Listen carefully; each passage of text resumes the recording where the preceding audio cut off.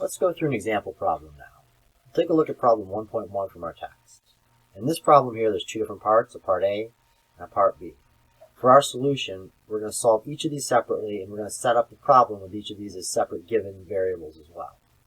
So for part A, we take a look at this, and this says it wants us to find our natural frequency in hertz. This is our F sub n as opposed to our omega sub n for the spring mass system as shown down here in this given diagram.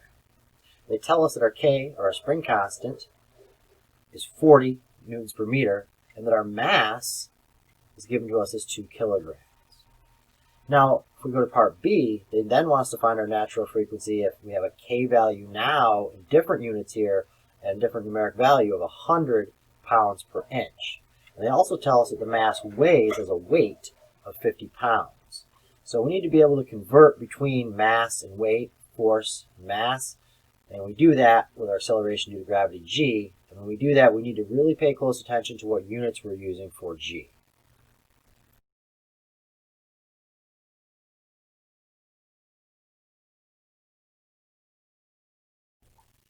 So now that we've had a chance to read through the problem statement, understand what they've given us and the two different parts of what they're asking for, the next thing we want to do is create our first page, which I call my setup page here. So on this page, I clearly break things down and write out everything that's given to me, what they're asking me to solve for, any given diagrams, and any assumptions I'm going to make. So for this problem here, again, there's a part A and a part B. So under my given information, I've separated this out to what they give me in part A of the problem and what they give me in part B for the problem. I'm going to solve these as two separate problems as I go through it. So let's start with part A. So in part A, they tell us the mass, which is a variable m, value of 2 units of kilograms. We also know our spring constant, variable k here, 40 units of newtons per meter. So this is important that we put in the value, the units, the variable, and how it relates to our problem here. So we can take a look, okay, here's our k value here with our given diagram, here's our mass here with our given diagram, external load P of t, and our displacement here, U of t here.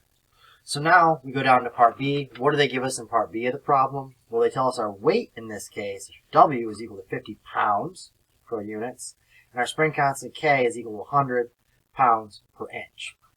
So they also tell us to recall that mass, M, is equal to our weight, W, divided by G, our acceleration due to gravity. Now for both of these, they want us to find our natural frequency. The assumption that we're making with everything that's given the problem here is that there's no friction.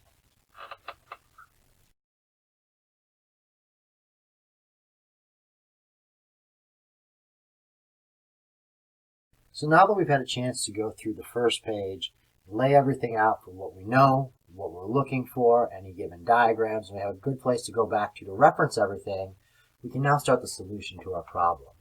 So as we noticed in this problem here, there's two different parts, a part A and a part B. We're going to solve these and set these up as individual problems. So let's first take a look at part A. So in part A of the problem here, we need a governing equation for natural frequency. So that's what we have here.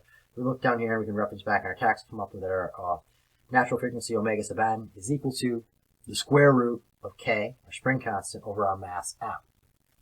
Now down below here, again for part A, I write out, okay, what do I know for my variables to plug into this equation? Well, I know my k, my spring constant, is given to me as 40 newtons per meter, and I know my mass is given to me as 2 kilograms. So I can take both of these and plug them back into my equation for my frequency up here. So when I do that in, I plug those in, omega sub n, my natural frequency here, is equal to the square root when I plug in for my k value, my spring constant. I have 40 newtons per meter, and I have my mass down here of 2 kilograms. Plug that in, can do out my math here, end up with square root of 20, leave my units here, pay attention to the units, do my unit analysis, make sure that my natural frequency comes back where I expect it in radians per second. I plug and chug, and my omega sub n, my natural frequency, is equal to 4.47 radians per second.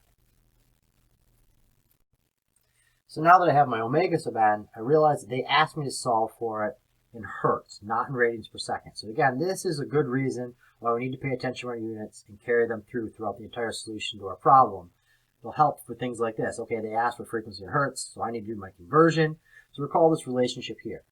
My f sub n, my frequency here in hertz, is equal to my omega sub n in radians per second divided by 2 pi radians. So I can plug that in here. Okay, I solved for my omega sub n on the previous page, 4.47 radians per second, divided by 2 pi radians.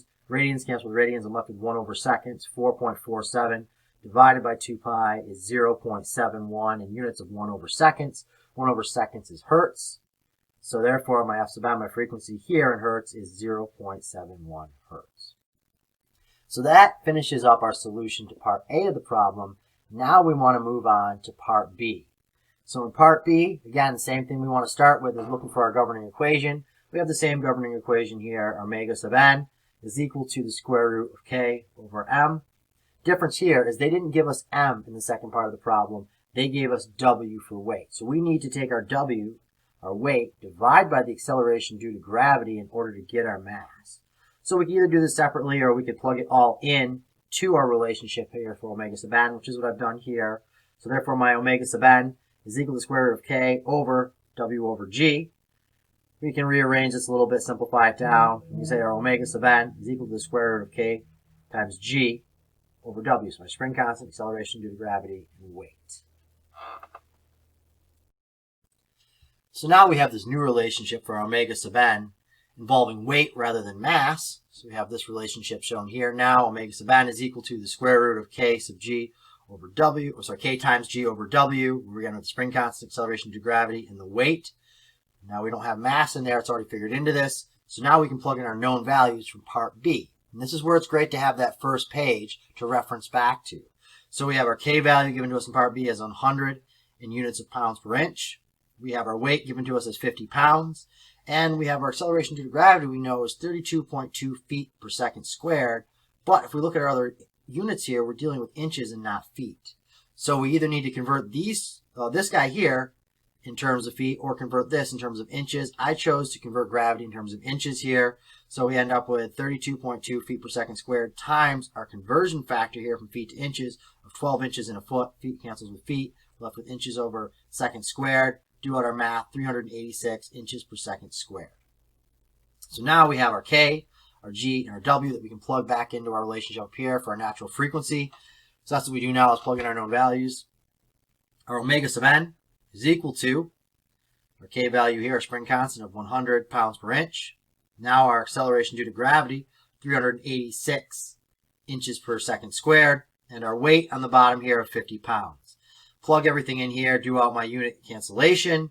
I end up with my omega sub n is equal to 27.78 radians per second. Again, they want us to solve for it in terms of hertz for our frequency. So to convert from radians per second to hertz, we know this relationship here, same as part A, f sub n is equal to my omega n divided by 2 pi, which is equal to my known value here for omega n that we've just solved for above here of 27.78 radians per second, divided by 2 pi radians. Radians cancel, left with units of 1 over second.